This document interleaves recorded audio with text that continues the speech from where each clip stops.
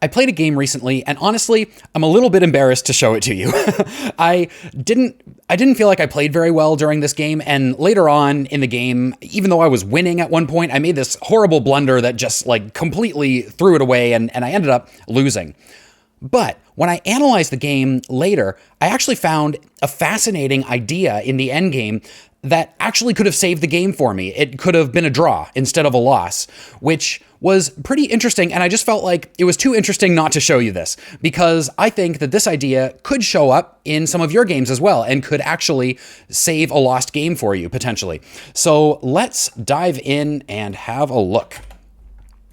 Okay, so I'm playing with the white pieces in this game, and I had a little bit of time to prep against this particular opponent, and the move order is a little bit strange, but I was pretty sure we were going to end up in this variation. So this is the Pierce Defense by black, and this setup is called the Austrian Attack by white. And I was going to try something a little bit different this time, and I literally prepped just before this game and then played the wrong move. And so this is not a bad move. I labeled it an inaccuracy just because like this is where we start to get the flavor of my play for this game, because I had literally just prepared something different and played the wrong thing. I was going to play this move because I knew that after knight f6, this e5 push was quite strong. And if we trade here and then the knight comes down to d5, I could actually play c4 and just get kind of a nice center, blocking out this dark squared bishop a little bit. And this is the position that I wanted to go for. But instead, back here, I played the wrong knight move, and now that just completely blocks out this this pawn. So this is how this game is going to go. But anyway, this is still fine. And after a few more moves, I took a look and thought about it and decided that this push is probably still pretty strong. And then after the trade and after the knight comes here, I actually brought out my bishop. And after a trade, this is kind of looking like a Vienna Gambit kind of position, actually, with these pawns doubled, but then this kind of really strong pawn chain in the middle. Usually black doesn't fianchetto this bishop, so this is a little bit strange. But I'm putting some pressure on this f pawn already, and then after castling, there's even more pressure, and the knight can come in, the queen can come in. It's just looking pretty comfortable for me, I think. So, okay, so then black started attacking over here, and I'm just going to turn my volume down a little bit. Black started attacking over here, and I moved back. I think the engine prefers if I move over here, but I just decided I wanted to maintain this pressure on the f-pawn. So then after this, I think the engine says I can actually go for an attack here already, but I just played a4. A3 may have also been fine, giving the bishop an escape square. I just don't want it to get trapped. But I was thinking, if things start to open up over here, then probably this is okay for me. And then, I potentially maybe even have this square to put my bishop on later, and so on. But this is where I really started missing things, and the quality of my play was not amazing. So black played here, and I saw that this one was an attack on this pawn, and I'm pretty sure I also even saw that it was pinned. And so I was thinking about things like, what if black pushes? And so then if takes, then takes. Of course, this is actually protected perfectly fine. So I don't know, but maybe the rook comes here. Like I was worried about this pawn. Totally missed that this pawn is just simply hanging. This pawn is not hanging. I'm sorry. After this move, this pawn is just simply hanging. That's the reason I played this move, because I didn't realize back here that the knight was really the only thing defending this pawn. After playing this move, which is admittedly trying to add pressure onto this f-pawn, so black does have to deal with that, but this pawn is hanging now because my d-pawn is pinned. So didn't see that. Black played e6, and that blocks out the bishop from assisting with this pressure. And so I moved my knight back here, and I was kind of eyeing this square, the d6 square, for my knight, because I felt like that was a nice outpost. It was pretty aggressive. Again, here, black, I'm pretty sure, could have just simply taken right here. Yeah, they totally could have, because, again, this pawn is pinned. But I didn't see it before, so why would I see it now? Now, finally, after this move, knight to d7, I think it was while my opponent was thinking about this move, I finally saw this pin, and I'm like, oh my heavens, I need to deal with the fact that that pawn is hanging. So finally, I played king h1, which gets rid of all of that stuff. So again, this is the quality of the game. I think neither of us were really sort of on top of our game when we were playing this one. So then black plays bishop a6. And again, following with the theme of kind of missing things, I totally saw that there was a potential discovered attack. And I evaluated what happens if this pawn pushes. And I decided if the pawn pushes, then I can just deal with it at that point. I can move my rook out of the way, right? That pawn pushing does not cause an additional threat. I totally didn't even look at the possibility of pawn capturing here and then having a double attack on my bishop and my rook. And that's exactly what happened. So I put the knight here, labeled that as a blunder because I completely missed this move. Kind of dumb, but you know, these things happen. Sometimes we have these games. And so I decided, all right, well, I don't want to lose a full bishop, so I will go down the exchange. So I took the pawn, went down an exchange, and played on from here. But now I started kind of trying to put together some tricks of my own. So I figured if I can move this knight, and actually right now I could move this knight in a position that attacks the queen and set up my own sort of double attack and maybe, you know, win back the exchange. And then black played c5. And this was a blunder, and I thought that I knew why, actually, because I felt like, okay, I can attack this, but black has defenders, except that I could trade off one of the defenders, right? I can just trade off my bishop for that knight and then win this pawn. But it turns out that there's something even better that the engine finds, which is interesting. I can play rook b1, which attacks the queen, and then after the queen moves to a7, I can put the rook here, defended by the knight, and I'm actually going to win this knight, which is kind of fascinating, but, you know, did not see that. But I did see that I could make this trade, and then after this trade is done, I can grab that pawn. I just need to turn off notifications. There we go. I can grab that pawn. And this is actually where the momentum of the game kind of started to shift. I started to feel like I was starting to get the upper hand. So I captured the pawn with a tempo on the queen. And then after the queen moves here, now, once again, I have this ability to attack the queen with an attack on the rook as well. And it looks like this knight is almost hanging, but my queen actually defends it, which is amazing. So they did that. I got the exchange back and then won a pawn. So now, in just the course of a few moves, I'm actually up 2 pawns now. I got the exchange back. I traded the exchange and managed to win 2 pawns. So at this point, white is totally winning. And despite my mistakes in the opening and the early middle game, I was able to get to a winning game here. So that's great, but now I actually have to prove that it's winning. And so we play on. So after this move, I actually spent a long time, about 10 minutes on this move. And I feel like it was a good one. It was defending this knight, and it's defended by the queen. But yeah, like black just has a lot of pressure over here on this side of the board.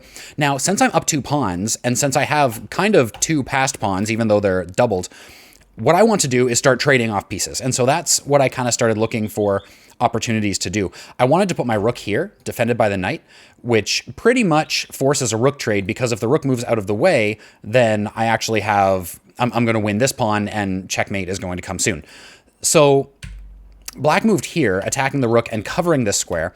So I felt like, okay, well, let's move the rook back, and I can always put it on the b file and start to try. Actually, I thought if I put it on the b file, then I can move the knight somewhere like c3, which is defending the rook, and the queen is also defending the rook, and then I'm probably going to be able to force some kind of trade. But then black moved the queen just back where it was, and so now this idea works again. And I'm like, all right, well, now this pretty much, again, forces a rook trade. So we traded rooks, and that comes with a tempo on the queen. This pawn is still not hanging, and the queen goes here. So now I thought that black was going to, going to win a pawn back because these pawns are in a fork. But I'm quite proud of myself for finding c3, which moves this pawn out of the attack and defends this pawn. I think that was quite a nice move. I patted myself on the back for that one a little bit. Anyway, so now black starts bringing the bishop, probably coming down to try to target, this weak backwards pawn. So I bring my knight to add some defense. And after the bishop moves here, I moved my knight to attack the queen, but also attack this f7 square. So there's always been pressure this whole game on this f7 pawn. And black didn't find sort of anything better to do other than to trade queens. And I was thrilled at trading queens because I feel like once the queens are off the board, now this is totally winning for white. And I was correct. This is totally winning for white. Now, this pawn is still under attack, so I moved my knight back to defend it. And then we start bringing our kings. I got some king moves in with a tempo because I was attacking this bishop. And then I made this move. And this is a weird move. And honestly, I'm not entirely sure why I made this move. I think what I was thinking is that I could push this pawn up and maybe like sort of block this king somehow and start moving this pawn up the board and also cover the promotion square. I probably would have been better off leaving my knight here and maybe managing to just get the pawn up here defended by the knight. I'm not sure, but in any case, I played here, and then black played this move, f6, which attacks this pawn. And I was thinking, okay, I don't really want black to take here, because if black takes, then I take back, and now my pawn structure is kind of messy, right? Like it looks like, I don't know, if I just waste a move and black does this, then it just feels like my pawn structure isn't as good. So what I would rather is capture myself, and then after recapturing with the bishop, this pawn structure looks much better. But maybe you've seen it already, maybe you haven't, but capturing here is a blunder because it hangs my knight. And now this game just went from completely winning to completely losing. That was just like, I couldn't believe it. When I played that move and then they took the knight, I was just like, what? Come on, really? Anyway, so that's what happened. Just completely missed it. Just a complete lapse. And I think I've talked about this in other videos too. I think sometimes like when you're winning like this, you kind of inadvertently sort of relax a little bit, and don't really pay as close attention as you need to. But okay, maybe it's not so bad. I am up 3 pawns for the bishop, and I still have some pretty strong pawns over on this side of the board. According to the engine, this is actually completely lost. But during the game, I was like, maybe I can still do something here. So I gave this check and then pushed this pawn, thinking, maybe the bishop has to come back and try to defend. But of course, the king can just come over, and now that pawn is going to be lost. So just causing some threats with this one, which of course are very easily blocked with this bishop. Attacking the bishop and starting to move my king. Now I'm only up 2 pawns for the bishop, but my king is getting active and I'm starting to bring my pawns up. So I'm just causing as many problems as I can with these 3 pawns over here because they're my sort of my biggest asset. Otherwise, the king side is completely symmetrical. So the problem here is I need to continue defending this pawn because after black moves here, now, if my king is not defending this pawn, then I am actually going to lose it. And then there's nothing left over here, right? Like at that point, it's done. There's nothing, there's no other counterplay that I can get out of these pawns. So I decided to kind of push over here, and I did end up with sort of a Zugzwang position, and that's fine. But then black actually moved the king down here, targeting this pawn, and now I can't cover both of them with my king. Not once the king is down here, because then of course I can't move to the d4 square. And so I thought after this move that I was completely lost. And this is where the interesting and fascinating idea comes in, because after that move from black, it's a draw. That move is actually a blunder. And so I want you to think about this position here. I want you to pause the video for just a few seconds, just give it a little bit of thought, and see if you can find what I missed. Why is this position now a draw? What is the move for white? And more importantly, what is the idea for white? How can I draw this game? So after you've taken a minute, I'll tell you what the answer is here. So it turns out that the best move for white is to capture this pawn. And I considered capturing this pawn, and the reason that that's the best move for white is because if I don't, that pawn is going to push. And once that pawn pushes, it is covered by the black bishop, and I can't take it with my king. I'm going to have to always be kind of babysitting that pawn because it's a passer now, and I can't let it just walk down the board. And so taking this pawn works. But when I was evaluating this during the game, I was thinking, okay, but if I take that pawn, the king just comes back. And then, you know, maybe I push over here and get these pawns kind of clarified. But then the king takes here, right? And now there's no way, like these pawns are just very easily blockaded by this bishop. And I don't think I'm going to be able to defend this one either. Between the bishop and the king coming over in this direction, over on the king side, I think I'm going to lose that pawn. And the interesting thing is, I was right, and it's still a draw. It's still a draw. And to help to see that, what I did is I created another version of this position. But let's imagine this position where all three white pawns are gone. And so that looks like this. So exact same position, except all of the white pawns are off the board. And this is still a draw. And the reason it's a draw is because even though black has a bishop and black has an outside passed pawn, the promotion square of this pawn is not the right color. It's the wrong, black has the wrong bishop, basically. And this is something that I often forget. When it's a rook's pawn to promote, and the bishop is the wrong color, as long as the defending king can get in front of this pawn, it's a draw. It's a draw, which is crazy. Like bishop and pawn versus only a king. Hardly seems like it should be a draw, but it is. So to see this, if we just kind of play it out a little bit here, basically, I just try to keep my king in front of the pawn as much as I can. And even if I get pushed all the way back into the corner, in this position, what can black do? So first of all, if black does this, it's a draw because now it's a stalemate. The white king can't move. So that doesn't work. So if black just plays a waiting move, maybe I play my king over here, but then, like, if black delivers a check, then I just go right back into the corner. And so now, again, the bishop has to get off of this diagonal. Otherwise, it's a stalemate, like we saw before. So what if black tries to push? Well, once again, I just go into the corner. And now the king doesn't have anywhere to move because this square is covered by the pawn. And so if the king moves over here, it's still a stalemate. I can't move anywhere. If the king moves, let's see, if the king moves here, then it's also a stalemate. I still can't get out and I can't take this pawn because of the bishop.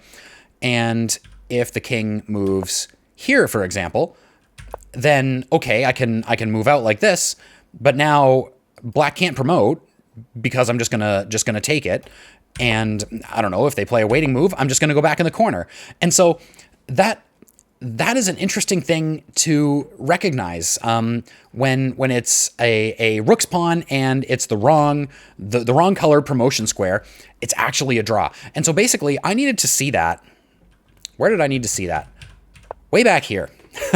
I needed to see that back here, if I take this pawn, then I can do the trades over here in such a way that even if all of my other pawns are lost, it's going to be a draw.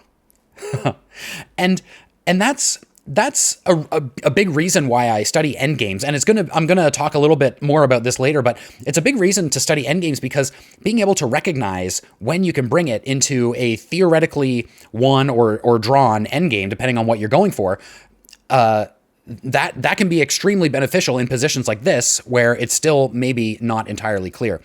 So, of course, that's not how the game went. I did play over here thinking that trading here was going to work out. Of course, this is also labeled a blunder because this was my last chance to take this pawn.